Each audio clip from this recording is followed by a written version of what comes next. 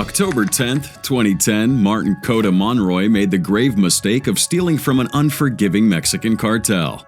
Well, that pissed off the cartel, and what they did to him changed the course of his life.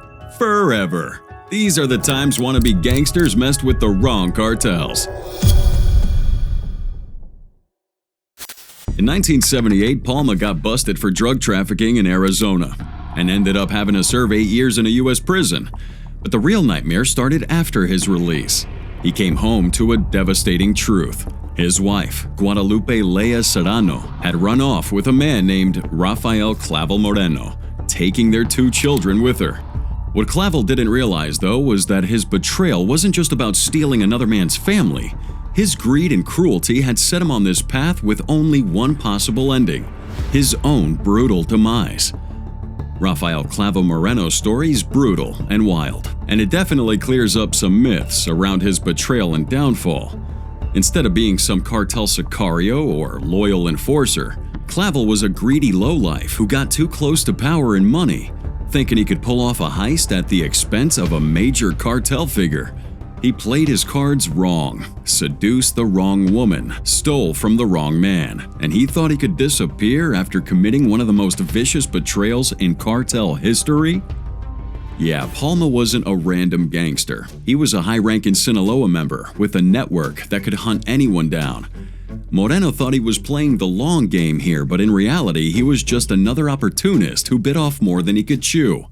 A Venezuelan trafficker with a knack for manipulation, he wasn't a big-time cartel boss or a feared enforcer. He was a smooth-talking snake who got in over his head. His biggest claim to fame? Pulling off one of the most brutal betrayals in cartel history. In the late 1980s, Clavl managed to get close to Héctor El Guero Palma, a high-ranking member of the Sinaloa cartel. He wouldn't do this through power or even muscle. He did it by playing dirty. Clavl seduced Palma's wife, Guadalupe Lea Serrano, convincing her to steal $7 million from her husband's accounts. That alone was pretty bold, but then Clavl wasn't content with just money. He would take it to a level so twisted that even seasoned cartel members were disgusted. After stealing the cash, Clavl murdered Guadalupe, strangling her in a hotel room in San Francisco. Now, later myths would say that she was beheaded and her body actually dumped at a campground. Clavl then kidnapped Palma's 2 young children, Jesus and Natalie, and takes them to Venezuela and throws them off a bridge, their bodies landing in a shanty down below. It's a crime so vicious it would spread fear amongst cartel circles. Clavl wasn't acting like a disciplined trafficker, but more like a reckless madman, desperate to prove himself. Now, what Clavl failed to realize was that in this cartel world, actions like this don't go unpunished. Palma, devastated and enraged, goes on this relentless rampage for revenge with the aid of his allies in the Sinaloa cartel. He initially believed that his old boss, Miguel Angel Felix Gallardo, was behind the killings. This would lead to a brutal war between Palma and Gallardo's factions, with numerous executions on both sides. However, when Palma learned the truth that Clavl had acted out of sheer greed, well, he made it his mission to hunt him down.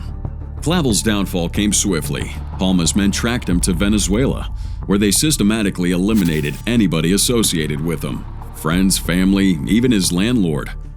But the real payback would come when Clavl was cleverly captured and thrown into a Caracas prison. Under Palma's orders, Clavl was brutally raped, stabbed, and ultimately castrated before being left to die in deep agony. His body was discarded like trash, a message to anyone who thought they could cross the wrong cartel and survive. Clavl thought he was making a power move. In reality, he was just a pawn in a world where real gangsters and cartel bosses don't give a shit. His story isn't one of dominance and strategy. It's of arrogance, betrayal, and ultimately a short-lived existence in a game he was never truly built to survive. Stealing from a cartel's pretty stupid, and then lying to them about it is simply worse. But that's the case of Martin Alejandro Kota Monroy, while dealing with one of Mexico's most dangerous cartels in a bid to be smart. But little did he know that this move would later alter the course of his life for the worse. It all started with a bad decision. Kota Monroy wasn't some high-level cartel boss. He was like a small-time player in a vast world of drug trafficking. And he would make a deadly mistake here. He stole from the wrong set of people. Reports said that he took a massive drug shipment, about 400 pounds of marijuana and some meth, from a cartel linked to the trafficking group known as PEI Estatales, which had ties to the powerful Sinaloa cartel. But here's where it gets interesting, because instead of taking responsibility for the theft, he lied to his bosses and claimed that the Border Patrol had seized the drugs. If there's one thing you should never do, it's lie to a cartel. You're gonna die either way, just make it less brutal. These organizations run on fear, loyalty, and some crazy enforcement. Kota Monroy thought he could outsmart them all. Maybe he believed since he was in the US he was kinda safe, but he was wrong. Realizing the cartel would eventually learn the truth, Kota Monroy fled to Chandler, Arizona, hoping that being on US soil would shield him from some form of retaliation. Now, for a while, it seemed like he'd gotten away with it. He was laying low, trying to blend in, pretending that this nightmare he'd created for himself wouldn't catch up. But the cartel isn't known for forgiving or forgetting, and not long after his escape, sicarios would track him down. Now, these guys had a mission to send a message. Now, they wouldn't want him just dead. They had to make an example out of him. So on October 10th, 2010, Kota Monroy was at this apartment complex in Chandler, Arizona, when these sicarios moved in. Disguised as friends, people he knew and possibly even trusted, this guy had no idea it was going to be his last night alive. What happens next is something out of your best cartel execution video. They beat him. A sight so bad that even cops used to seeing the worst of humanity were just left in shock. You see, beheadings aren't just about revenge. These guys are making a statement. Cartels kill, yeah, but they send messages through them. A gunshot would have been way too quiet. A stabbing, too subtle. But a beheading, now people are paying attention. The killing immediately sent shockwaves throughout law enforcement. Police and federales scrambled to understand what the hell happened. Was cartel violence creeping across the border? Was this the start of a new wave of executions on U.S. soil? As investigations unfolded, it became clear that this wasn't just a random killing. It was a full-fledged cartel hit. Authorities arrested several suspects, all of them linked to drug trafficking. One of them, Cristantos Moroyoki Yosupicio, was later sentenced to 14 years in prison for his role in this brutal murder. But despite the arrest, the killings left cops rattled. If cartels could track, capture, and decapitate anybody they want in the U.S., well, what the hell does that mean for the future? Are there going to be more cartel-style executions? Well, the feds and other agencies took notice, and now they're increasing their focus on cartel activity in the southwestern U.S. Kota Monroy's murder became a stark reminder of just how far-reaching the cartel's power and brutality could be. He had thought he was safe. He thought he could cheat the cartel and disappear into the U.S. But the cartels don't let that crap slide. They always collect their debts. Oh man, in August 2023, authorities made a chilling discovery. 13 bodies stuffed in freezers aboard trucks in a notoriously violent Mexican state. Alongside them's a message claiming responsibility from 4 letters, the CJNG. Now that's a sight that could traumatize a man for life. So what exactly led to this gruesome scene? Well, for context, Poza Rica is a city known for its oil wealth, and now it's become one of the most dangerous battlegrounds. The streets are soaked in blood, with gangs fighting to keep control, as the CJNG or Jalisco New Generation Cartel pushes forward with their signature brutality. This ain't just a turf war, people. We have a clash between an internationally feared cartel and local criminal networks who just refuse to go down without a fight. But as the bodies are piling up, it's clear that the CJNG has the upper hand, leaving Poza Rica in a state of terror. Nemesio Elemencho Oseguera, leader of the CJNG, has a reputation for taking over territories with sheer force. He doesn't like to negotiate, he just eliminates. Poza Rica, located in Veracruz, was never going to be an exception. But unlike other regions where CJNG has swiftly taken control, this city kind of put up a fight. You see, here you have local gangs with many roots to the once mighty Los Zetas, and they'd been operating here for years. These guys know the streets, had their own networks, and had become deeply embedded in the city structure. They weren't willing to hand it over without a war. And at the center of this battle would be a faction called Los Tercios, made up of former Zetas, defectors from CJ&G, and remnants from Grupo Sombra. Now, they weren't the biggest force in Mexico, but they knew Poza Rica inside and out, using it to their advantage. They'd had support from corrupt officers, local politicians, and other criminal cells. But even with all their knowledge and connections, now they're up against a machine far bigger than themselves. Enter the CJ&G, a highly organized and well-funded cartel, and they're not about to let this resistance slow them down. They moved into Poza Rica with their usual tactics: public executions, ambushes, and targeted police assassinations. They quickly turned the city into a war zone, mutilated bodies scattered everywhere as warnings to those who dare to oppose them. Police are caught in the middle of this, some trying to keep order while others just quietly stay to the side, maybe join the cartels, either out of fear or greed. Those who refuse to cooperate with the CJ&G will often end up in another gruesome statistic. Now, one of the key players in this battle would be El Coco, a feared CJ&G enforcer. Rumors said that he had defected to Los Tercios, but that turned out to be false. El Coco had deep roots in the criminal world, once operating under a Zetas commander, Ciro El Puccini Gonzalez Perez. And after El Puccini was taken out, El Coco aligned himself with the CJ&G, making him one of their most trusted men in Poza Rica. His role in this conflict was brutal, coordinating assassinations, leading attacks, and making sure the CJ&G's grip on the city tightened with each passing day. Los Tercios and other local gangs weren't going to go down without a fight, though. They go ahead and launch attacks on CJ&G convoys, carry out their own ambushes, and even went after police officers who they believed was working with their enemies. Now, the violence escalates to a point where Poza Rica's police force could barely function. Cops resigned en masse, either too afraid to continue or because they'd been bought off. Entire neighborhoods became no-go zones, with poor civilians caught in the middle of a war they had no part in. The brutality on both sides was relentless. Mass executions were like common. In one particularly gruesome event, several bodies are left in a pile with a CJ&G banner, a clear message that resistance was futile. Los Tercios struck back by targeting a police convoy they believed was assisting the CJ&G, killing many cops in a coordinated ambush. The response, though, was immediate.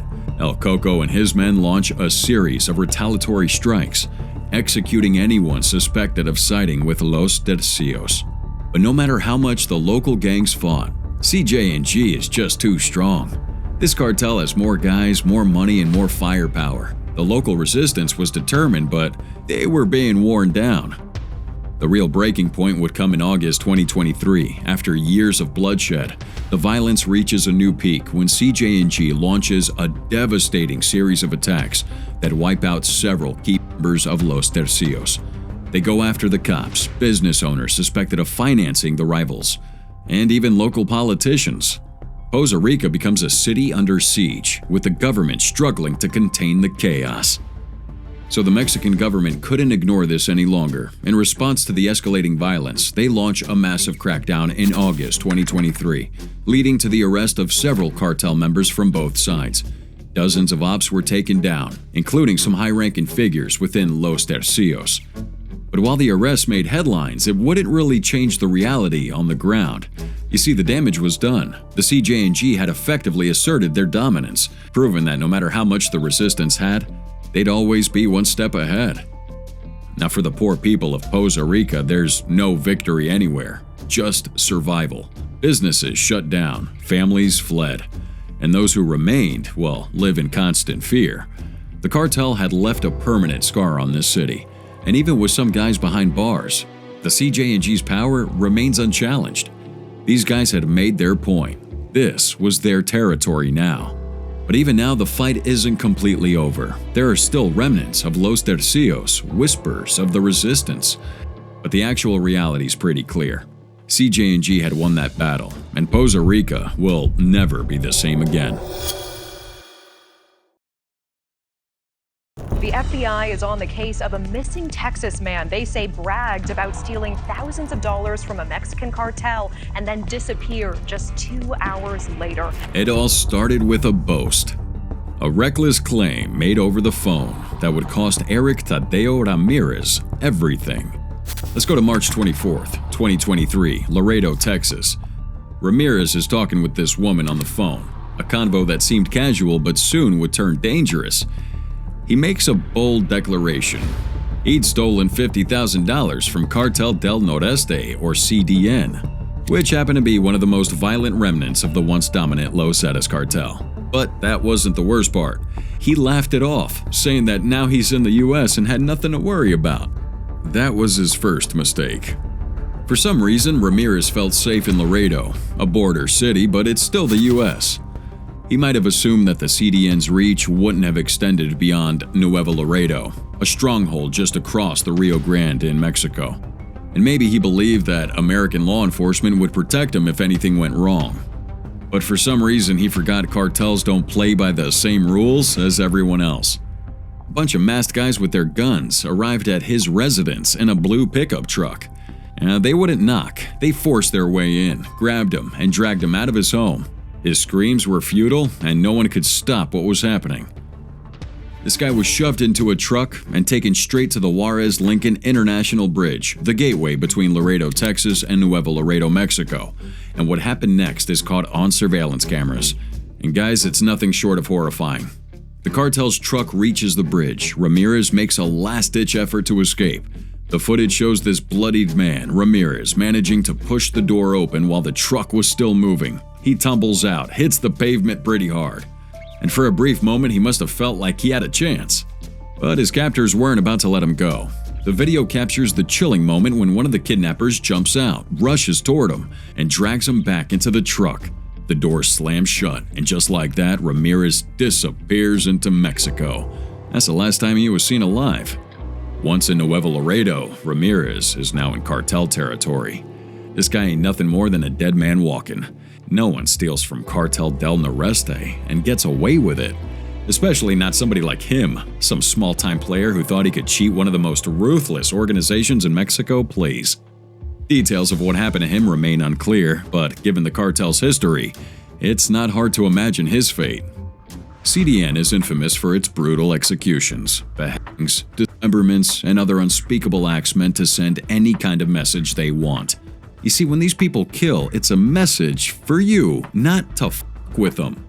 Back in the US, Ramirez's girlfriend and sister knew something was terribly wrong. So they reported the kidnapping to authorities, and soon the FBI got involved. With cartel violence seeping into American cities, we didn't have a random abduction here. We had a major security concern.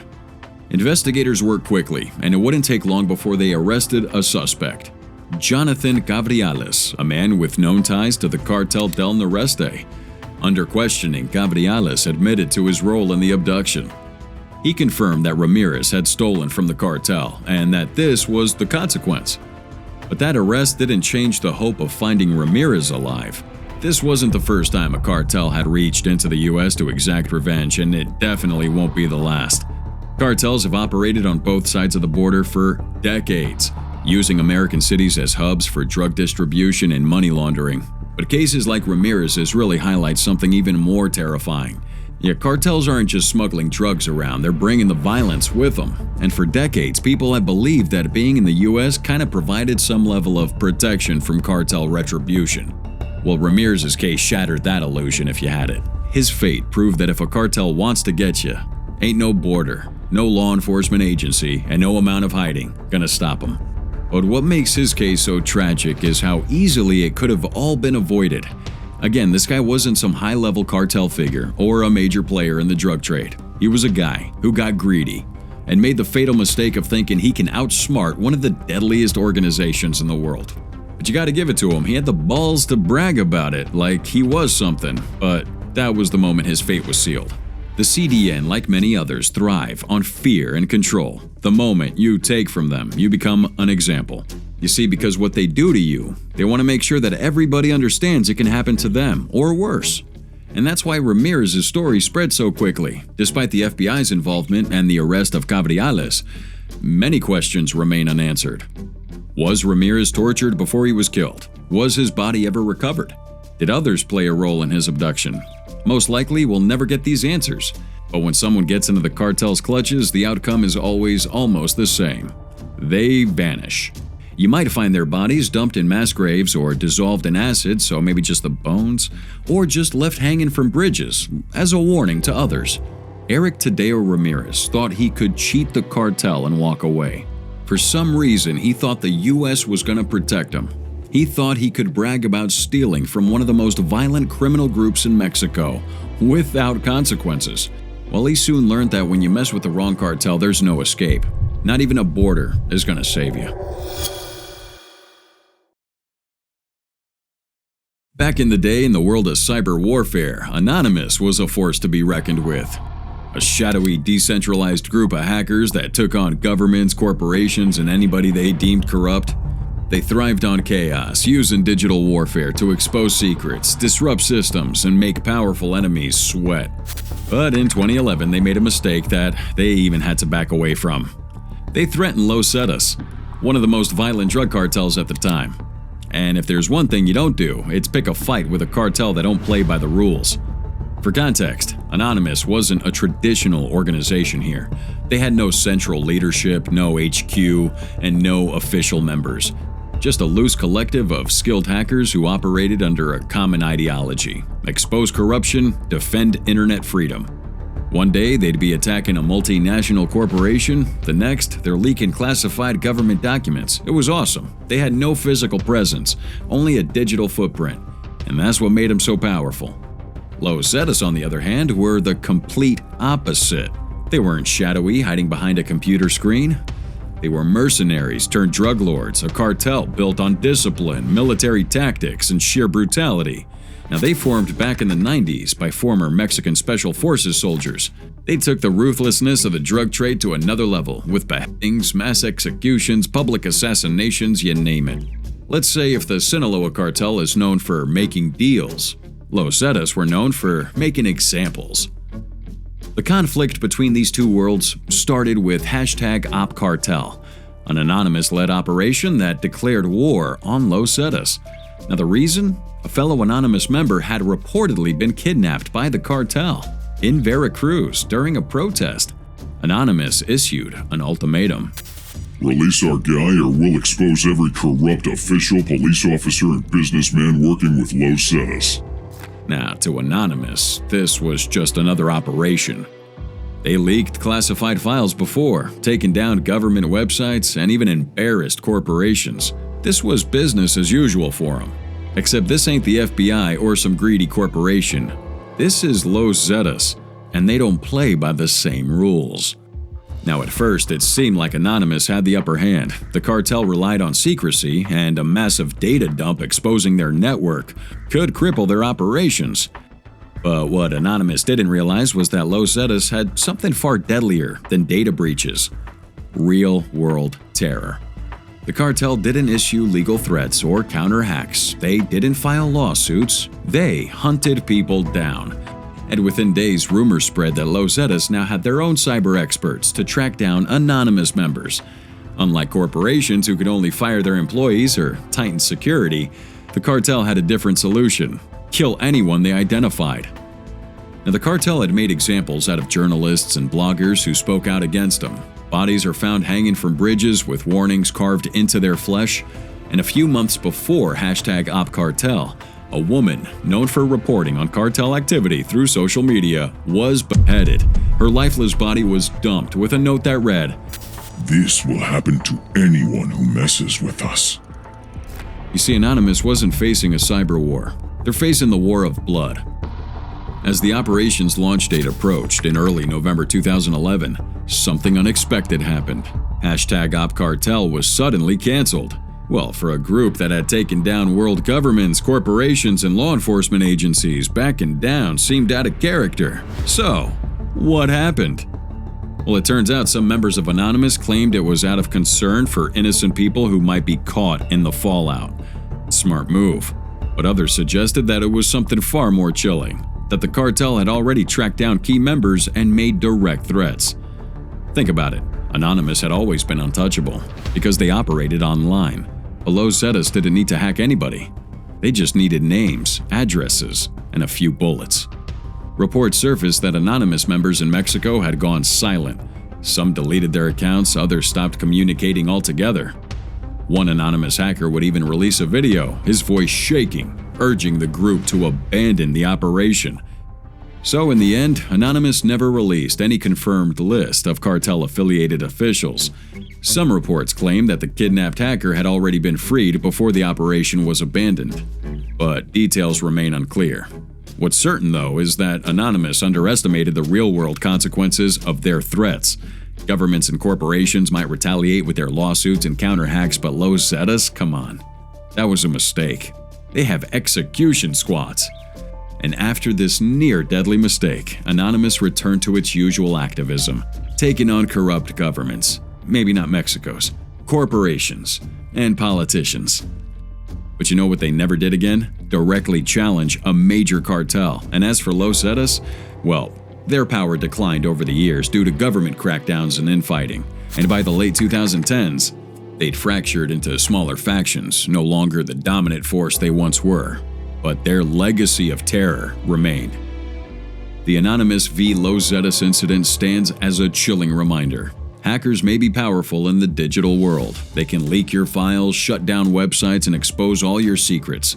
But when the enemy doesn't rely on the internet, and when they don't care about exposure, and when their only purpose is pure, unrelenting violence, well, that's when even the world's most notorious hackers realize that they've messed with the wrong people, maybe.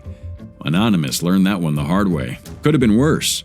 And in this game of chicken, Anonymous backed off.